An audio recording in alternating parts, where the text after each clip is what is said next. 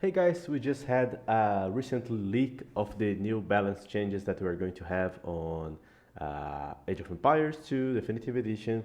This will probably come into place after we start playing Down of the Dukes, which will happen in the next few days. So what do we do when you have a leak? You call a plumber, or, oh, what the fuck, I do have hair. Or you actually comment on those, make a video, and upload quickly to YouTube. So that's what I'm here to do. And we have balance changes on many civilizations, and this might change a lot the game. So I'm gonna go over all of those balances and make my comments, okay? So the first one are the general balances. So we have balances regarding the Step Lancer. For those of you who doesn't know, Step Lancer is a stable unit. Well, no one does that because they suck. And they're trying to reduce how much they suck by reducing their reload time, or maybe reduce their attacking time between 2.2 from 2.3 to 2. So this is actually gonna make a small buff to the Step Lancers. Maybe we can start to see them back again on the games. Hand Cannoneers hit points have increased from 35 to 40. I find this very interesting. I have made some videos a few time ago complaining how much I feel like Hand Cannoneers got I don't know, useless these times. Basically, they are a very expensive gold unit, and yeah, they are very fragile, and they hardly counter infantry. I lost with hand cannoneers versus Karambit. I lost with hand cannoneers versus Hursklaus, versus Vold Raiders. So basically, the infantry that they were supposed to counter pretty much wrecks them very easily. And since they are very fragile, enemy trash units such as the Skirmisher and the Roosters can just give them a very hard time. So mostly hand cannoneers were being used to counter a few halbs and nothing else. But they have their accuracy increased, and now they're increasing their hit points. In my opinion, one of the things that made the hand cannoneers to become more fragile and less accurate is that, well, we had dedicated servers on Definitive Edition, so microing was easier, so it was more difficult to just patrol them and whatsoever, so people could just get the skirmishers and snipe them. And also we have several buffs to their counters, which are, for example, the skirmishers. We have Aztec skirmishers, which are stronger. We have Imperial Age skirmishers for the Vietnamese. Some roosters also received extra buffs. So many other units, and also the infantry was buffed. So pretty much they lost their value since some of their counters got buffed, and since early infantry became easier to make, cheaper as well. So I don't know what to think about this increase. I believe that the change that we need on hand cannoneers is regarding their gold cost, but let's see how this works. And by the way, all units that shoot bullets have their projectiles speed increased from 5.5 to 7.5. This seems actually like a lot. Let's try to make a small calculation here. 7.5, it's now the new speed. And if we compare that with the 5.5, that's actually 36% buff on the output damage of those units.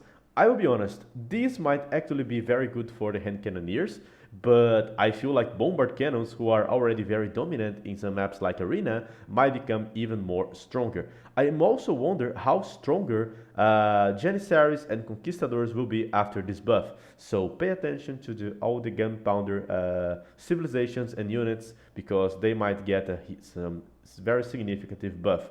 I'm honestly scared on how this might affect Janissaries and Conquistadors and so on. Let's go now for the civ specific changes.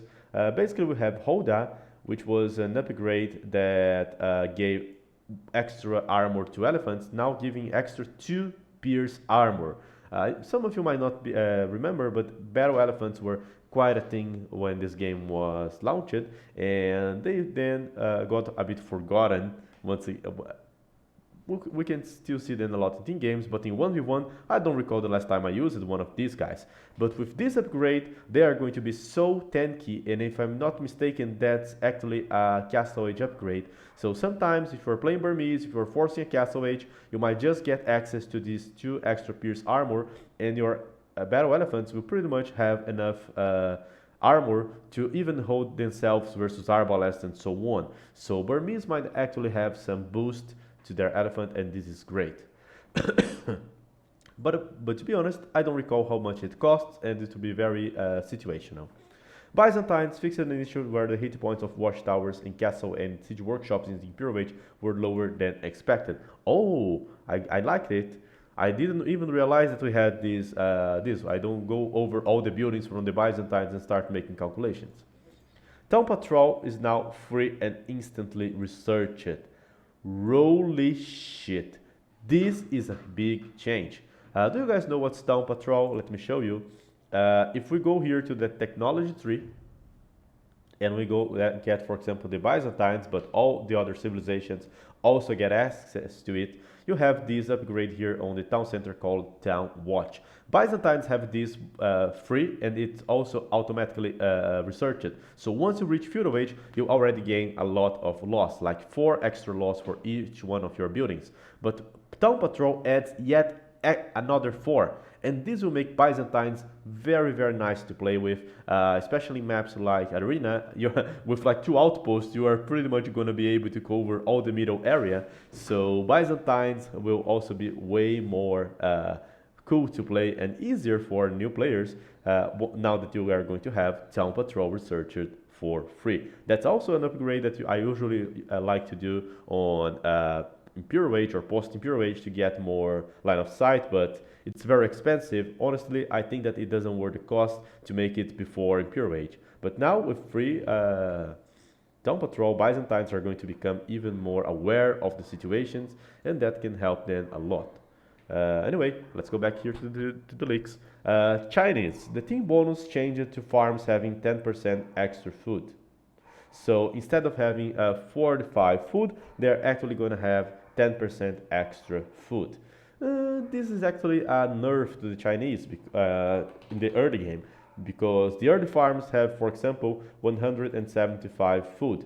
So you're pretty much going to have 17.5 extra food. So the Chinese farms on the early game might not be so nice. But after you have other upgrades such as Reviplow, well, only 25, still a nerf. And after you make, after Horse Collar, 250. And after you have, what's the name of that shit? I truly forgot. Reviplow, I just said it, huh? You are going to have around 325, so you're just going to have 32 extra food. So pretty much that's a buff to the Chinese,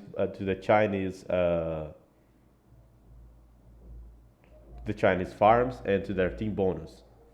Sorry, that's a nerf. What the fuck I'm saying? That's a nerf. That's a nerf. That's a nerf. Cumans, and these guys is something that I always have been talking to people. I always feel like the Cumans got... they are not so strong anymore. They are very... they are kind of forced to play with like the WTC, and once this fails, they have pretty much nothing else. But now their archer ranges and stables are going to cost less 100 wood. This might help Cumans to have something to differentiate themselves on the early game. This can also help them to appear more in Power War settings, you know. I can just imagine a start where you immediately drops a stable and an archer range to start pumping up scouts and archers. So this gives a lot more flexibility to the civilization, and I kind of like this upgrade. Kind of like it a lot. And now, guys, let's start with the Lithuanians, because this will already spoil what's gonna happen with the new units, the Winged Russar, that we are also going to see with the series of the Poles. So they can now research and train Winged Russar instead of Russar. So the thing is, when you go to your stable, instead of being able to research Russar, you are actually going to research Winged Russar, which will be a different unique Russar exclusively to the Lithuanians and also to the Poles. They also lose the access to Blast Furnace technology. Guys, you know what Blast Furnace does? It's actually an upgrade that increases the attack of your cavalry and also the infantry. So if you have Lithuanians, let's take a look here. I believe that your infantry is already weakened because you do not have this attack. You already do not have the armor, but also you are going to nerf a bit their infantry by also removing the attack. So Lithuanian infantry will be nerfed, and since their cavalry are losing this, I believe that the Winged Russar is actually gonna add extra attack to the regular rooster. That's why you were removing this technology. And this also can be confirmed by knowing that the ladies' damage is being increased. So their paladins are receiving a small nerf. You are not going to be able to have all powerful paladins, but the ladies are going to be even stronger. So if you are a Lithuanian player, you are probably going to do less paladins and more ladies. The maximum your paladins are going to have is 14 plus 6 and not anymore the 14 plus 8 once you have all the relics. But I believe that the Winged Rooster will also add attack stats, and that's one of the reasons for this technology to be removed. So Tatars have roosters that can get extra armor. If you go for the Burmese, they are faster and then also created faster. Turks have extra pierce armor. So I believe that Lithuanians and Poles will actually receive extra attack. So it will be harder to counter them. Perhaps some extra HP as well to differentiate them from the other roosters. So that's yet another variation of roosters. So all the rooster lovers, be aware of that. And also the haters, be aware even more. Malians are also changing their bonus. Their gold mines will last 30% longer instead of getting the free gold mining technology. On the early game, this might I actually feel like a nerf to the Malian gameplay. But once you go later, this means that the gold is just going to last a lot. Mayan's resource lasts 10% longer, and this already makes you feel like your gold never ends. So this pretty much means that the Mayans, which are more gold dependent, are actually going to be able to keep spamming champions, giberos, and so on for way longer now that their gold will be lasting longer. This can also make them more competitive in maps where you have less gold, so they can stay more time in their base, like a gold rush before they go to the center. And this can also help a bit on islands.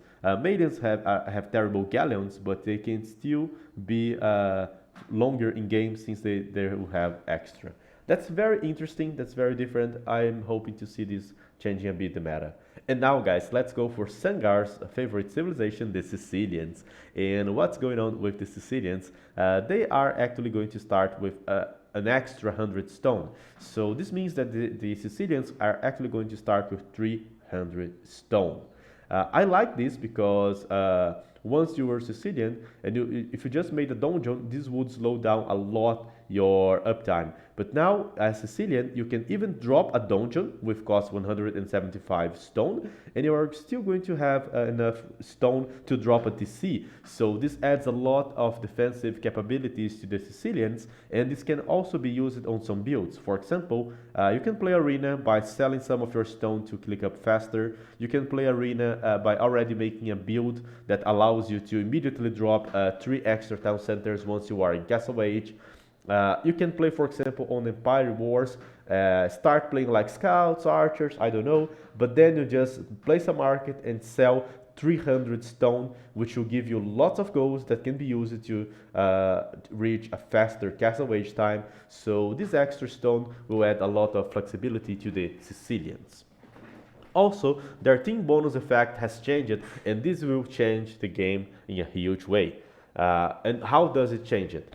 The cost of the first trained transport ship was removed, and it's trained instantly. So let's say that you are playing a 2v2 islands or 10 islands or whatever with a teammate, and he's Sicilian. By the time you are on Dark Age, you just decide that you want to add the transport ship to scout or to even lame the enemy. Pretty much, you are just going to click the transport ship and it will immediately be created on your dock. This is not going to slow down your eco at all, and you can pretty much have these extra dynamic to scout for the enemy dock and to do such things. So Sicilians are going to be a very valuable asset already.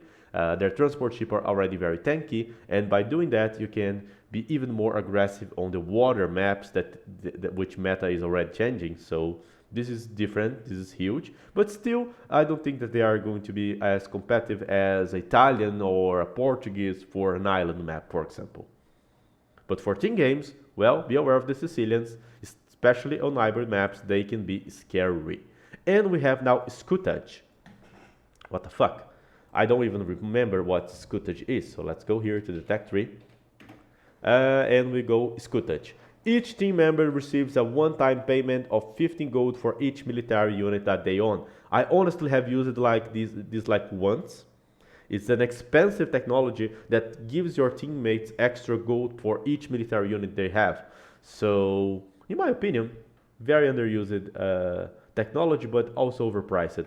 Let's take a look here on what it's going to be changed for.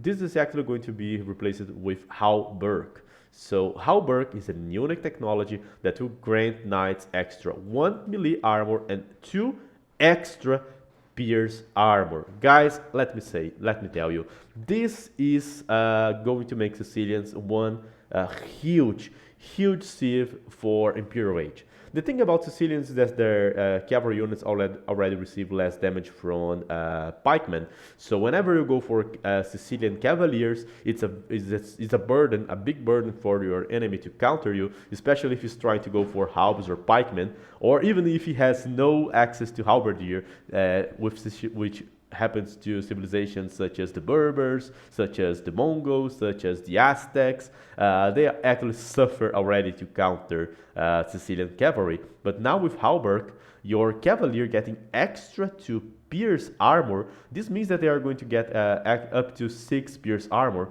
So Sicilians are pretty much back on the game on Imperial Age, and they are back on the game in a very fancy way here.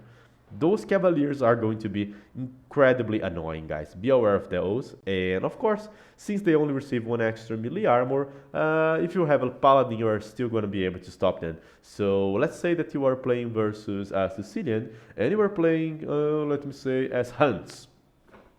If you have halberdiers, they were already not the best unit to stop their cavs. If you have brevi archers, they are not gonna do enough damage to take down those cavaliers. So if you are playing Huns versus Sicilians, stop using so much halbs and brevi archers, which is what you would probably use versus other cav civs, and start using your own paladins to tank these knights from the Sicilians. Okay, that's my advice.